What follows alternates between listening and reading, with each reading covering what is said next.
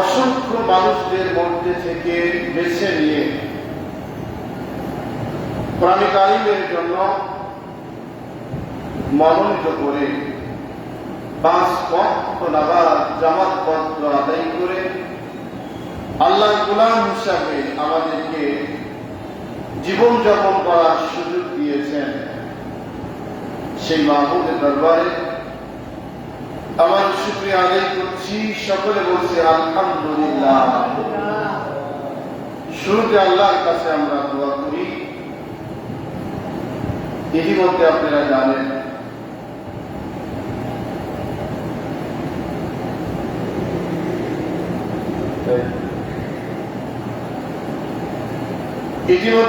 জানেন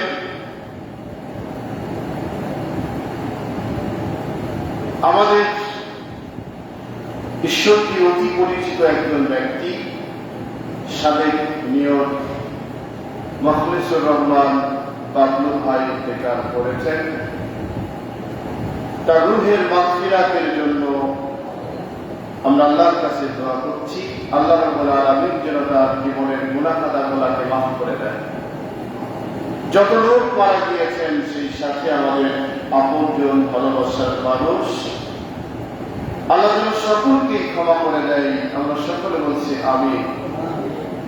আরেকটি দোয়া করছি, দেশের যে অবস্থা চলছে আপনারা দেখেছেন, ইতিমধ্যেই খুব ভালো আছি, আমরা খুব আরামে আছি। একটু বৃষ্টির মধ্যে আমরা অধৈর্য হয়ে যাচ্ছি। চট্টগ্রাম, সিলেট এবং বাংলাদেশের অনেক জায়গাগুলো এখন পানির তলে অবস্থান করছে, বন্যা প্লাস বৃষ্টির পানিতে। এই বন্যাগত অবস্থার অসংখ্য মানুষগুলা, ছোট বড় মুরব্বী, আমি নামাজের পূর্বে দেখলাম, আজানের পূর্বে ডেলিভারি একটি রোগী চট্টগ্রামের ব্যথা শুরু হয়েছে, সিএনজিতে করে যাচ্ছিল। এত পরিমাণ পানি, সিএনজি ডুবে যাবে সেখানে। এলাকার মানুষগুলা সিএনজির নিচে বাঁশ বেঁধে কয়েকজন মিলে সিএনজি সহ ওই অবস্থায় ঘাড়ে করে পানি পার করে তাকে হাসপাতালে নিয়ে যাওয়ার ব্যবস্থা করছে। এত কষ্টের মধ্যে তারা জীবনযাপন করছে। আমরা দোয়া করছি আল্লাহ রাব্বুল আলামিন সকলকে যেন বিপদ থেকে মুক্ত করেন এবং অতি দ্রুত পানি নিষ্কাশনের জন্য আল্লাহ রাব্বুল আলামিনের ফয়সালা আল্লাহ যেন ব্যবস্থা করে দেন। সেই সাথে সারা দেশের মানুষ এবং সরকার সহ তাদের পাশে দাঁড়িয়ে উপকার করার জন্য যেন আল্লাহ রাব্বুল আলামিন তাদের মন মানসিকতাকে সৃষ্টি করে দেন। আমরা সকলে বলছি আল্লাহুম্মা আমিন। সম্মানিত উপস্থিতি, আজকের আলোচনার বিষয় সূরাতুল হজ থেকে আলোচনা করছি। ইতিপূর্বেও আলোচনা করেছি। আমি আলোচনায় কারো পক্ষে যায়, কারো বিপক্ষে যায়, এটাই স্বাভাবিক। কোরআন সবার পক্ষে থাকে না। যারা কোরআন মানে তাদের পক্ষে কোরআন চলে যায়। আমরা যেহেতু মুসলমান, আমাদের পক্ষেই থাকবে কোরআন ইনশাআল্লাহ। আমরা কোরআনের পক্ষে থাকবো, আল্লাহর পক্ষে থাকবো, ইসলামের পক্ষে থাকবো ইনশাআল্লাহ। মৃত্যু পর্যন্ত যেন আল্লাহ আমাদের কবুল করেন। আমরা সকলে বলছি আমিন। আজকে আলোচনার বিষয় হলো, আল্লাহ রাব্বুল আলামিন বলতেছেন, মুসলমানদের যখন সংখ্যাগরিষ্ঠ মানুষ পার্লামেন্টে অবস্থান করবে, ক্ষমতার চেয়ারে বসবে, তারা যখন নেতৃত্ব দিবে, ওই জায়গায় যাওয়ার পরে তারা সর্বপ্রথম যে বিলটি উত্থাপন করবে সেটা হলো আল্লাযীনা ইন মাক্কান্নাহুম ফিল আরদি আকামুস সালাত। সুবহানাল্লাহ। আল্লাহ শিখানো বাণী আল্লাহ শিখিয়ে দিয়েছেন। সর্বপ্রথম তারা নামাজের বিল উত্থাপন করবে। আমরা দোয়া করি বাংলাদেশের ইতিহাসে এই প্রথম যে অবস্থায় সংখ্যাগরিষ্ঠ মুসলমানরা অবস্থান করতেছে, পার্লামেন্ট থেকে যেন ভালো কিছু জনগণ আশা করে এবং আমরাও যেন তা অংশগ্রহণ করতে পারি ইনশাআল্লাহ। অথচ দেখা যায় সেখানেও ইসলাম নিয়ে অনেক রকমের বাদরামো চলছে, অনেকেই পাগলামো করছে, বোঝে এবং না বোঝে। ইসলামের সাথে বেয়াদবি করলে আল্লাহ কখনো কাউকে ছেড়ে দেয় না, ছেড়ে দিবে না। এই জন্য আমি আপনি যখনই যাকে এই অবস্থায় ভালোবাসবো, মহব্বত করবো, সর্বপ্রথম উদ্দেশ্য হবে আমাদের আল্লাহ খুশি করা, আল্লাহ সন্তুষ্ট করা।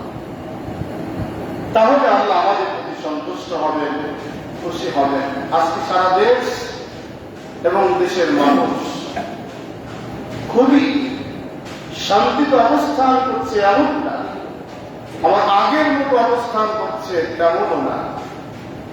আল্লাহ রাব্বুল আলামিন ওরা জাতিকে যেন সুন্দর ভালো একটি পরিবেশকে আল্লাহ ফিরিয়ে দেন আমাদেরকে। আল্লাহ রাব্বুল আলামিন যেন আমাদের সকলকে সুস্থতার সাথে আল্লাহর গোলামি, আল্লাহর হুকুম, আল্লাহর দাসত্ব করে যাওয়ার জন্য যেন আল্লাহ আমাদেরকে কবুল করেন। আমরা শুরুতে আবারও সকলে বলছি আল্লাহুম্মা আমিন। সম্মানিত উপস্থিতি, পৃথিবীতে সমস্ত মানুষের মত প্রকাশ করছে শান্তির জন্য। প্রত্যেকটি মানুষ শান্তির মিশন নিয়ে এগিয়ে যাচ্ছে, কিন্তু শান্তির মিশন নিয়ে এগিয়ে গেলেও আজকে দেখুন, কোরআন যাদের কাছে নাই তাদের কথার কোনো দাম নাই, কোরআন যাদের হাতে নাই তাদের কথার কোনো মূল্য নাই, ঈমান যাদের নাই তাদের মধ্যে সম্পূর্ণরূপে ভালো কিছু আশা করা যায় না, কারণ আল্লাহর ভয় তাদের মধ্যে নাই। তার উত্তর নমুনা পৃথিবীতে সমস্ত অমুসলিম যারা, মুশরিক যারা, ইহুদি যারা, মুসলমানদের তারা বন্ধু কখনো হয়নি, কোন সময় হওয়ার জন্য তারা এগিয়ে আসছে তাদের স্বার্থ হাসিলের জন্য। আমার যখন সুযোগ পেয়েছে তারাই খবর দিয়েছে। আমেরিকার সাথে ইতিমধ্যে আপনারা দেখছেন, আমেরিকার সাথে, আমেরিকা ইরানের সাথে বৈঠক করছে শান্তি মিশন প্রতিষ্ঠিত করার জন্য। শান্তির বার্তা নিয়ে তারা এগিয়ে আসছে, চুক্তি করতে যাচ্ছে, স্বাক্ষর করছে। আবার কোন সময় এই স্বাক্ষরকে ভেঙে ফেলছে, এই স্বাক্ষরকে মুছে ফেলছে, ওরা নিজেরাও বুঝতে পারছে না। আয়াতুল্লাহ খামেনি সাহেবের জানাজা হচ্ছে, ইতিমধ্যে দেখছে আবার আমেরিকা তাদের ইন্ধনে, তাদের মাধ্যমে আবার মুসলমানদের মধ্যে হামলা করছে। এইভাবে ঈমান যাদের নাই, পরকালীন ভয় যাদের নাই, সে যেই ব্যক্তি হোক না কেন, ওই ব্যক্তিকে দিয়ে ভালো কিছু আশা করা যায় না। এই জন্য দরকার হলো ঈমান। আমরা যারা বসে আছি, আমরা যারা কোরআন মেনে চলতে চাই, আমরা যারা আল্লাহকে বিশ্বাস করছি, আমাদের সবচাইতে বড় কাজ যেটা, সেটা হলো আমাদের ঈমানকে ধরে রাখতে হবে, ঈমান মজবুত করতে হবে। ঈমান যদি থাকে ওই মানুষটার জন্য আর কিচ্ছু লাগবে না। এই জন্য আল্লাহ রাব্বুল আলামিন বলেন, আল্লাযীনা ইম্মাক্কান্নাহুম ফিল আরদি আকামুস সালাত। কোন মুসলিম অদৃশ্যটি, কোন মুসলিম প্রদেশে, কোন মুসলিম রাষ্ট্রে যখন সর্বপ্রথম মুসলমান সংখ্যাগরিষ্ঠ ক্ষমতায় চলে আসবে, বসবে, ওই দেশের সমস্ত কার্যক্রমের প্রথম গিয়ে যে বিলটা উত্থাপন করবে, প্রতিষ্ঠিত করবে, পাশ করবে, ওই বিলটা হলো সর্বপ্রথম নামাজ। নামাজের বিল যদি পাশ হয়ে যায় কি হয়? একমাত্র শুধুমাত্র আদর্শ, ভালোবাসা, মিল, মহব্বত, ভ্রাতৃত্ব সব কিছুর মধ্যে নামাজীদের চাইতে অন্য ধর্ম, অন্য পথ, অন্য মত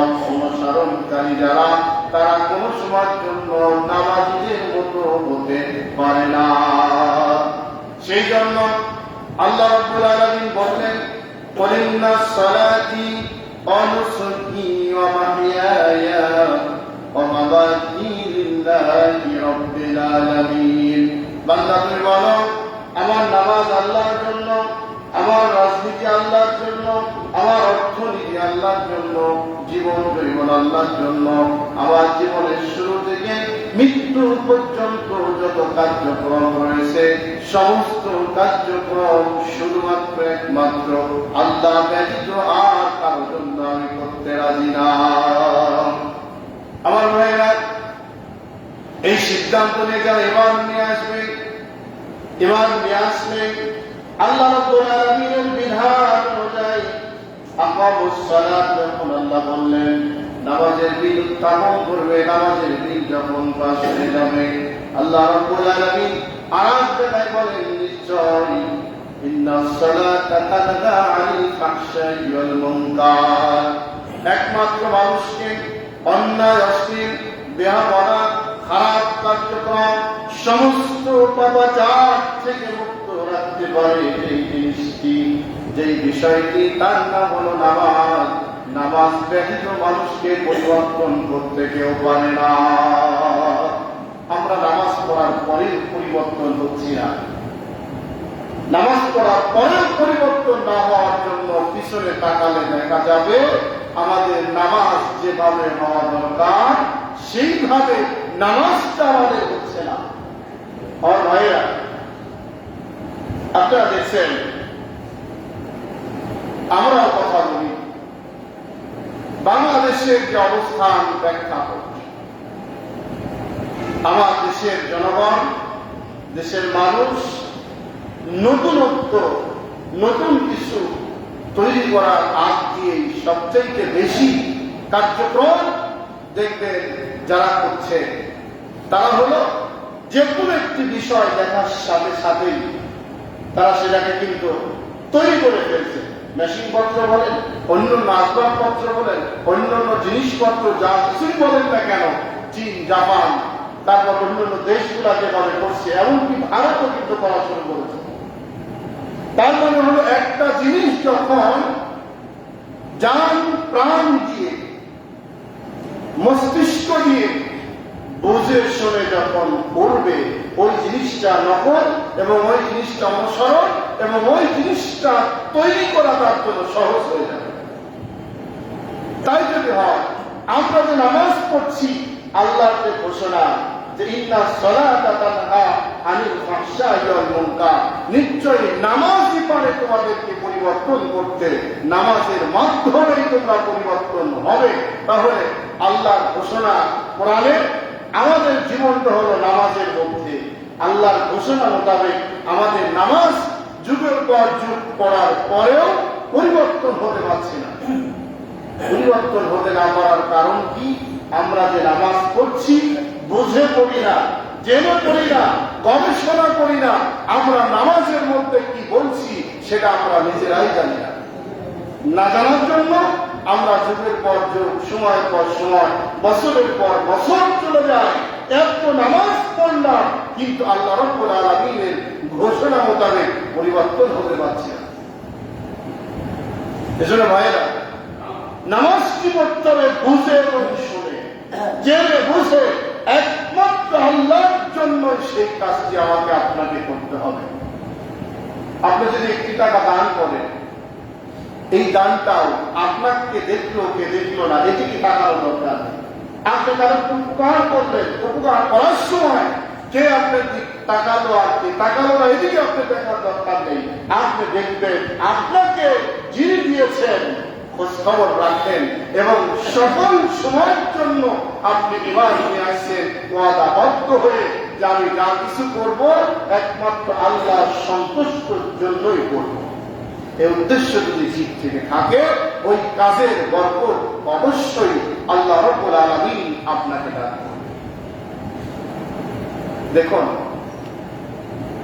বাংলাদেশে মুসলমানের সংখ্যা বেশি, আলেম ওলামার সংখ্যা বেশি, কোরআনের গবেষণার সংখ্যা বেশি, হাফেজদের সংখ্যা বেশি, মসজিদ মাদ্রাসা বেশি।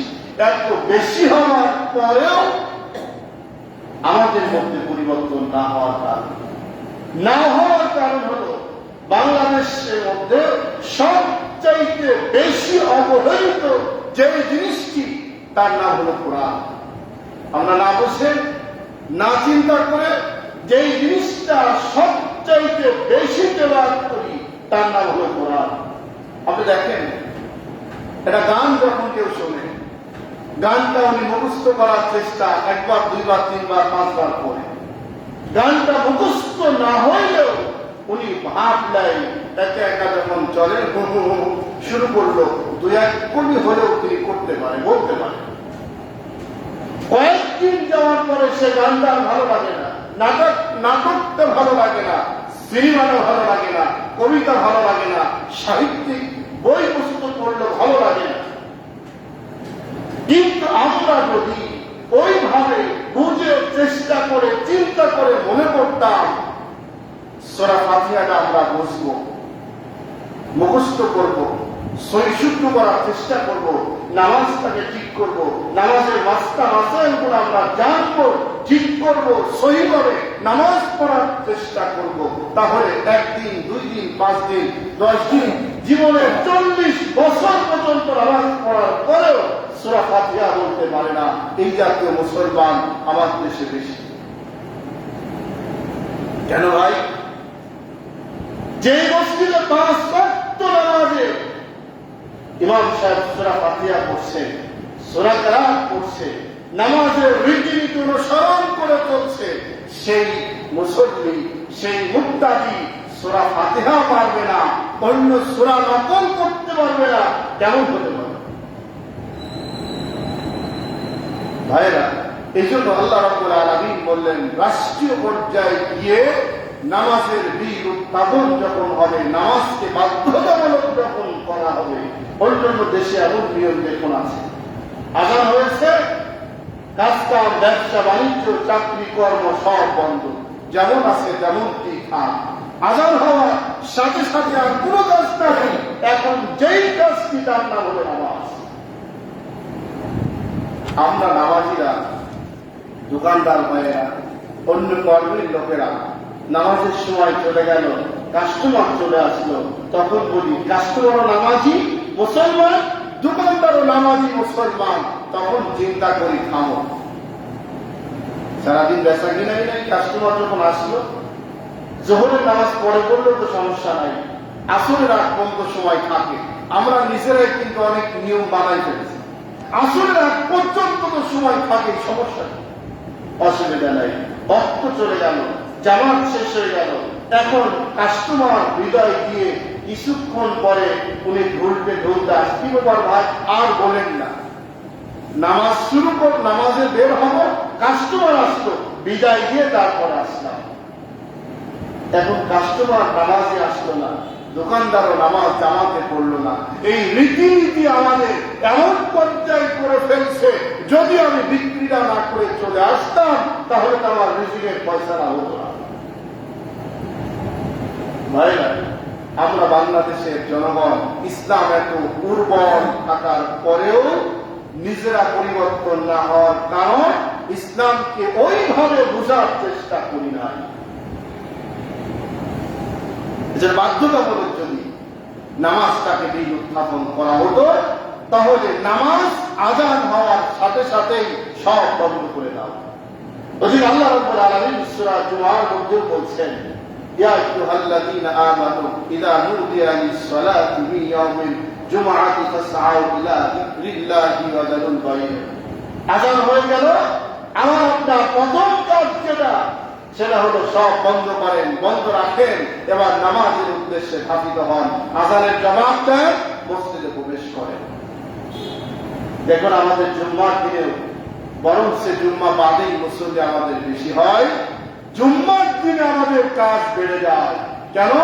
1 সপ্তাহ পর সময় পেয়েছি তো আমরা, ওই দিনকে আমাদের দোকান বন্ধ, ব্যবসা বন্ধ, চাকরি বন্ধ, কর্ম বন্ধ, সব বন্ধ, তারপরেও নামাজে আসি আমরা হলো সবার শেষে, এসে কেউ জামাত পায়, কেউ পায় না।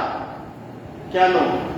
এই দিনকে বড় কাজ শয়তান বেশি আমাকে আপনাকে গ্রাস করে ফেলে দেয়, এমন ভাবে শয়তান ধরে, ধরার কারণে আমরা সব ভুলে যাই। এজন্য ভাইরা, আমাকে আপনাকে মনে রাখতে হবে, আমরা ঈমান নিয়ে আসছি আল্লাহর জন্য, আমরা সব কিছু কাজ করবো আল্লাহর জন্য। এরপর আল্লাহ রাব্বুল আলামিন বলেন, বান্দারে নামাজের দিন যখন উত্থাপন হবে, নামাজি যখন মানুষ হয়ে যাবে, 2 নাম্বার, নামাজের সাথে সাথে ওই সমাজের মধ্যে যাকাত প্রতিষ্ঠিত হবে। বাধ্যতামূলক অবস্থায় যখন মানুষ যাকাত দেওয়া শুরু করবে, তখন ওই সমাজের মানুষগুলোর মধ্যে অটোমেটিক ভাবে আল্লাহ রাব্বুল আলামিনের পক্ষ থেকে এমনি শান্তির বাতাস বওয়া শুরু হয়ে যাবে। এমনিতে আজকে যত মানুষের প্রতি যাকাত দেওয়া ফরজ, আমরা চিন্তা করে দেখি 10 লক্ষ টাকা আমার জমা আছে, ঠিক অনেক বিবেচনা করলাম, হিসাব করলাম, হিসাব করার পরে দেখলাম আমার তো 8 লাখ টাকা বাকি, আমি তো মানুষের কাছে পাবো, আমার থেকে মানুষও পাবে। যোগ বিয়োগ মারার পরে দেখলাম যাকাত তো আমার মনে হয় ফরজ হয়নি। এবার আমরা মাসলা নিতে যাই হুজুরের কাছে, যাওয়ার পরে আগে পিছিয়ে কিচ্ছু বলি না, সরাসরি লোকের দিয়ে আমরা চিন্তা করি। মনে করেন অমুকের 10 লাখ টাকা, 5 লাখ টাকা, 2 লাখ টাকা ছিল অমুকের। অমুক মানে কে বলেন? কয় না, মনে করেন ওনার ছিল, কিন্তু উনি আবার অন্য জায়গায় ঋণ হয়ে আসছে, কিন্তু এমন অবস্থায় তার কি যাকাত দেওয়া লাগবে? ইমাম সাহেব বুঝে আর না বুঝে বললেন না না যাকাত দেওয়া লাগবে। উনি ব্যক্তিগতভাবে চিন্তা করলেন, আলহামদুলিল্লাহ এবারও বেঁচে গেলাম। এই যাকাত না দেওয়ার কারণে আল্লাহ রাব্বুল আলামিন বললেন, যাকাত দিলে মালের বরকত দিয়ে আমি আল্লাহ, মাল পবিত্র হয়। যাকাত দিলে আল্লাহ রাব্বুল আলামিন বড় ধরনের গজব থেকে আল্লাহ হেফাজত করে। যাকাতের প্রচলন বাংলাদেশে নাই বললেই চলে। তাহলে রাষ্ট্রীয় ভাবে যখন কর আদায় করার আইন তৈরি করা হয়, ভ্যাট দেওয়ার আইন তৈরি করা হয়, ভ্যাট দেওয়ার জন্য বাধ্য করা হয়, যখনই আপনি গাড়ি কিনবেন, যখনই আপনি কোনো জিনিস কিনবেন, যখনই আপনি কোন রকম কার্যক্রম করবেন, এমনকি দেখুন বিদ্যুৎ বিল যখন আপনি দিতে যাবেন, বিদ্যুৎ বিলের নিচে দেখবেন ওই কাগজের মধ্যে লেখা আছে ভ্যাট কয় টাকা। আপনি তো এরকম বাধ্যতামূলক যদি ভ্যাট কর আদায় করা হয়, এই আইনটা যদি যাকাতের বেলায় করা হতো, তার ব্যাংকে কার কত টাকা জমা আছে, তার ব্যবসার পরিণতি কেমন, তার অবস্থা কেমন, এই অবস্থার উপরে ভিত্তি করে যদি যাকাত ব্যবস্থা প্রতিষ্ঠিত হতো, তাহলে সমাজের মানুষগুলা আর আরাম আয়েশে জীবন যাপন করতে পারে। এটা কেন হচ্ছে না? এটা না হওয়ার কারণ হলো আমার আপনার যে ঈমান, এই ঈমানটা অত্যন্ত দুর্বল। আল্লাহর ভয় না, আমরা যত কিছু করতে চাই মানুষকে দেখানোর জন্য বেশি করে ফেলে দিই। গত কয়েকদিন আগে আমাদের এক মুসল্লি ভাই একজন অভাবী মানুষ আসছেন, আমাকে কিছু দান করে। আজকে দানের বেলায় অনেক ভাবে না, আমাদের বাটপাড়িটাই বেশি হয়ে যাচ্ছে। তারপরেও যদি কেউ আপনার কাছে হাত পাতে, সম্ভব হলে দেন, তাহলে আপনি এড়িয়ে চলে যান। ওনাকে বললেন আপনার কত টাকা লাগবে? উনি বললেন আমার এত টাকা লাগবে। উনি বললেন কোনো ব্যাপার না, আমাকে বলেন, আমি ব্যবস্থা করব। সব লোক যখন চলে গেল, উনি বললেন আপনি কয়েকদিন আমার এখানে কাজ করলেই তো পারেন। এমন ভালোবাসা, এমন ইমানদার, এমন ব্যক্তি আমাদের মাঝে কিন্তু আছে। আপনি বড় লোকের ভাব দেখানোর দরকার নেই। আপনি এখন ওই মানুষটাকে ঠকিয়েছেন, কাল কিয়ামতের ময়দানে আল্লাহ রাব্বুল আলামিনের জবাব আপনার থেকে নেবেন। কেন করলেন আপনি? কেন করতে চান? আপনি বরত্ব দেখিয়ে মানুষকে খুশি করতে পারেন, আল্লাহকে খুশি করতে পারেন না। এজন্য ভাইরা, প্রথম নাম্বার, নামাজ যদি প্রতিষ্ঠিত হয়ে যায়, যাকাতের ব্যবস্থা যদি প্রতিষ্ঠিত হয়ে যায়, তাহলে এই দেশে শান্তি অটোভাবে অটোমেটিক ভাবে আমার আপনার মধ্যে বিরাজ করা শুরু করবে। দেখেন যতদিন যাচ্ছে অন্যায়ের সংখ্যা বেশি বাড়ছে না ভালোর সংখ্যা বেশি বাড়ছে? কোনটা বলেন তো ভাই? অন্যায় বেড়ে যাচ্ছে কেন? অন্যায় বেড়ে যাওয়ার মূল কারণ হলো আমরা রাসূল সাল্লাল্লাহু আলাইহি সাল্লামের আদর্শকে এড়িয়ে চলছি, আল্লাহর ভয়কে আমরা ভুলে গিয়েছি। নবীজির সময় এমন নৈতিকতা ছিল, এমন আদর্শ ছিল, চরিত্র ছিল তাদের, অন্যায় অশ্লীল বেহাপনা কাজের মধ্যে দিয়ে তারা সময় কাটিয়ে দিত। নবীজি ইসলাম গ্রহণ, ইসলামের দাওয়াত দেওয়া শুরু করলেন, সাহাবীদের মধ্যে থেকে ইসলাম গ্রহণ করলেন। ইসলাম গ্রহণ করার পরে এমন পর্যায়ে চলে আসলো, আমরা বারবার ওমরের কথা বলি কেন? ওমর রাদিয়াল্লাহু তাআলা আনহুর ব্যাপারে আল্লাহ রাব্বুল আলামিন এত খুশি কেন?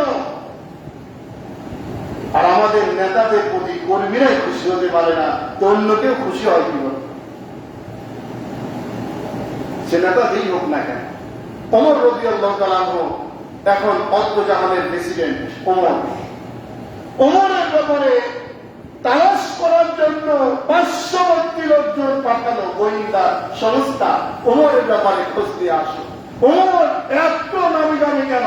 দেখো, ওমরের ব্যাপারে খোঁজ খবর নিতে আসলেন। আসার পরে সেই প্রতিনিধিরা বললেন, ওমরের প্রতিনিধির কাছে এসে যে ওমর কোথায়? লোকেরা বললেন যে ওমর হলো তার নিজের ঘোড়া হারিয়ে ফেলছে, তার সওয়ারি যাত্রী যার করে তিনি চলাফেরা করতেন এটা হারাই ফেলছে। হারানোর কারণে তিনি এখন খুঁজতে বের হয়েছেন। লোকরা চিন্তা করলেন কি বলে,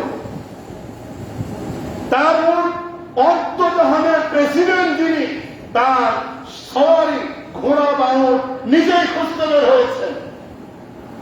লোকেরা পিছে পিছে রওনা দিলেন। যাওয়ার পরে খুঁজতে খুঁজতে তারাও পেরেশান। দেখলেন এক গাছের নিচে ওট বাঁধা বা ঘোড়া বাঁধা, লোকটি শুয়ে আছে। হঠাৎ করে পূর্ব দিক থেকে পশ্চিম দিক থেকে রোদের তাপ বের হচ্ছে, বালুর উপরে শুয়ে আছে, লোকটি ঘেমে যাচ্ছে। অত্যন্ত সুন্দর বডি, লম্বা চড়া একজন মানুষ। ওরা চিন্তা করলে এটাই হয় ওমর হবে। বালুর উপরে শুয়ে আছে, ঘাম বের হচ্ছে, বালু ভিজে যাচ্ছে। এমন অবস্থায় ওমর রাদিয়াল্লাহু তাআলা আনহুর এই আদর্শ, এই দৃশ্য দেখে ওই মানুষগুলা মুগ্ধ হয়ে গিয়েছে। কেন হয়েছে? হওয়ার কারণ হলো রাসূল সাল্লাল্লাহু আলাইহি সাল্লামের যে কালেমার দাওয়াত গ্রহণ করছেন, গ্রহণ করার পরে তারা ওমর হননি, আবু বকর হননি, ওসমান হননি, আলী হননি। কি হয়েছে? আল্লাহর গোলাম। আমরা আল্লাহর গোলাম, আল্লাহর কাছে আমাদের জবাব দিতে হবে।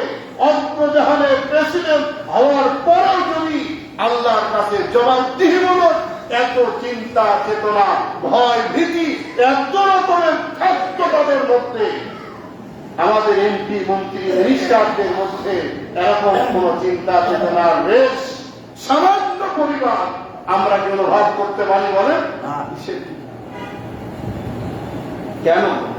ওরা চিন্তা করছেন কালেমা স্বীকার করার সাথে সাথেই আমাকে কেউ না দেখলেও আমাকে যিনি দেখেন তিনি হল আল্লাহ।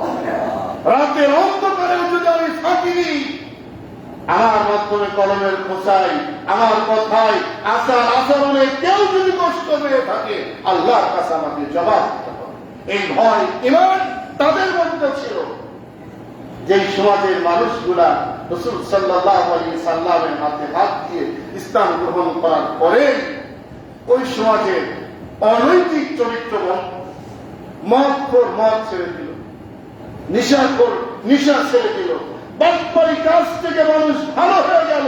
রাতের পর রাত, দিনের পর দিন লোকেরা অটোপালে পরিবর্তন হয়ে কাজ শুরু করলো। তার রেশ এখন পর্যন্ত মক্কা মদিনার অবস্থান করছে। 100% না হলেও কোরআনের রাষ্ট্র না থাকলে, কোরআন পরিপূর্ণতা না মানতে পারলেও এখনো মক্কা মদিনায় যতটুকু রয়েছে এই কাজটুকু শিখিয়েছেন বিশ্বনবী জনাবে মুহাম্মদুর রাসূলুল্লাহ সাল্লাল্লাহু আলাইহি ওয়াসাল্লাম। আমার ভাইয়েরা, আমরা যারা মুসলিম, এদেশের জনগণ, আমরা যারা আল্লাহর গোলাম, আমাদের মধ্যে যদি এক চিন্তা থাকতো যে আল্লাহর কাছে আমাকে জবাব দিতে হবে, আল্লাহর কাছে আমাকে হিসাব দিতে হবে, আল্লাহর কাঠ গড়ায় দাঁড়াতে হবে। এই অবস্থা যদি হয় তাহলে আল্লাহর সামনে আমি দাঁড়াবো কিভাবে? এই চিন্তা চেতনা যদি আমার আপনার পরিচার মধ্যে ঢুকে যেত, একটি মানুষ, মেম্বার বলেন, চেয়ারম্যান বলেন, এমপি বলেন, প্রধানমন্ত্রী বলেন, আর যে কেউ বলেন না কেন, মানুষকে খাওয়ানোর চিন্তা চেতনা এই পরিচার মধ্যে হতো না, হতো বলেন? এই জন্য ভাইয়েরা, তাই বলি কি আমি আপনি চলবো? আমার আপনার মধ্যে আসুন। আপনার বডির কোনো দাম নাই, আপনার সম্পদের কোনো দাম নাই, আপনার পুরো জীবনের কোনো দাম নাই। আপনার মধ্যে যে জিনিসটা সবচাইতে মূল্যবান, দামি, তার নাম হলো ইমান। ইমান যদি থাকে আপনার দ্বারাই অবশ্যই কোনো খারাপ কাজ হতে পারবে না। ইমান যদি না থাকে আপনার, তাহলে আপনার দ্বারাই সব কাজ করা সম্ভব। এখন দেখুন, নামাজিরা তারা অন্যায় করে কেন? জুব্বালারা অন্যায় করে কেন? দাঁড়িয়ালারা অন্যায় করে কেন? লেবাসধারীরা অন্যায় করে কেন? অন্যায় করার মূল কারণ হলো ইমানের দুর্বলতা। ইমান নিয়ে আসছে ঠিক, কিন্তু ওই ইমান দিয়ে আল্লাহ পর্যন্ত যেতে পারে না। ভাইয়েরা আসুন, আমরা সকলেই আল্লাহ রাব্বুল আলামিনের পরিপূর্ণ বিধানকে পরিজার মধ্যে ঢুকিয়ে ইমানটাকে মজবুত রেখে কে কিভাবে চলবে, কে কি করলো, কে কোন দিকে অবস্থান করছে, সব কিছুকে মুক্ত করে দিয়ে রাসূল সাল্লাল্লাহু আলাইহি সাল্লামের দাওয়াত গ্রহণ করে যেই জাহিলিয়াত সমাজের মানুষগুলা জান্নাত উপযুক্ত জীবন পেয়েছিল, আমরাও সেই উম্মত, আমরাও সেই মানুষ, আমরাও সেই মান নিয়ে আসছি। আমরাও যদি এখন পর্যন্ত আল্লাহ রাব্বুল আলামিনকে চিনতে পারতাম, ইমানটাকে ধরে রাখতে পারতাম, আল্লাহ রসুলের আদর্শ অনুযায়ী যদি চলতে পারতাম, আমাদের জীবনটাও ধন্য হয়ে যেত ইনশাআল্লাহ। এজন্য আসুন, আমি আপনাদের বিনীত অনুরোধ করবো, মাসুক্ত নামাজ তো ছেড়ে দিবই না। ইমান রক্ষার স্বার্থে সমস্ত ন্যায়কে অন্যায় বলা শিখি, ন্যায়কে ন্যায় বলা শিখি, হককে হক বলা শিখি, অন্যায়কে প্রতিবাদ করা শিখি। তাহলে দেখবেন একটি সময় আপনার মধ্যে আলো জ্বলা শুরু হবে, ইমানটা তাজা হওয়া শুরু হবে। হারামকে বর্জন করে চলা শিখি, তাহলে দেখবেন আল্লাহ রাব্বুল আলামিনকে রাজি করতে পারবেন, আল্লাহকে সন্তুষ্ট করতে পারবেন। পরকালীন জীবনে গিয়ে আল্লাহ রাব্বুল আলামিনের জান্নাতের প্রত্যাশা আশা করতে পারবেন ইনশাআল্লাহ। আল্লাহ যেন আমাদের তৌফিক দান করে, আমরা সকলে বলে আমিন। আমরা আমাদের চলার ক্ষেত্রে সমস্ত ভুল ত্রুটিগুলা মুক্ত করে যেন আমরা সঠিক পথে চলতে পারি, আমরা সকলে বলছি আমিন। আমার ভাইয়েরা, শেষ কথা দেখুন, বৃষ্টির কারণে আমরা নামাজে আসতে দেরি করছি, বাড়াচ্ছি না, বা নামাজে যাবো কি যাবো না চিন্তা করছি। চট্টগ্রামের দিকে আপনি তাকান, কক্সবাজারের দিকে তাকান, যে মানুষগুলো বন্যার পানির নিচে হাবুডুবু খাচ্ছে, ওই দিকে আপনি তাকান। ওদের চাইতে আপনি 1000-এর বেশি গুণ ভালো আল্লাহ আপনাকে রেখেছেন, আপনি ভালো আছেন, ঠিক না বলেন? ওই দিক তাকালে আপনি বৃষ্টি, এই সামান্য বিষয়, প্রাকৃতিক দুর্যোগের কারণে মসজিদ পাবে, বাড়িতে নামাজ পড়বে, সময়ের নামাজ সময় মতো না পড়ে অন্যায় ভাবে আপনি জামাত তরফ করে চলবেন, এটা কিন্তু হতো না। এজন্য আমরা বিবেক দিয়েছেন আল্লাহ, বিবেক দিয়ে আমরা যাচাই বাছাই করে চলবো ইনশাআল্লাহ। আল্লাহ যেন সকলকে কবুল করে বলেন আমিন। আলহামদুলিল্লাহ রাব্বিল আলামিন।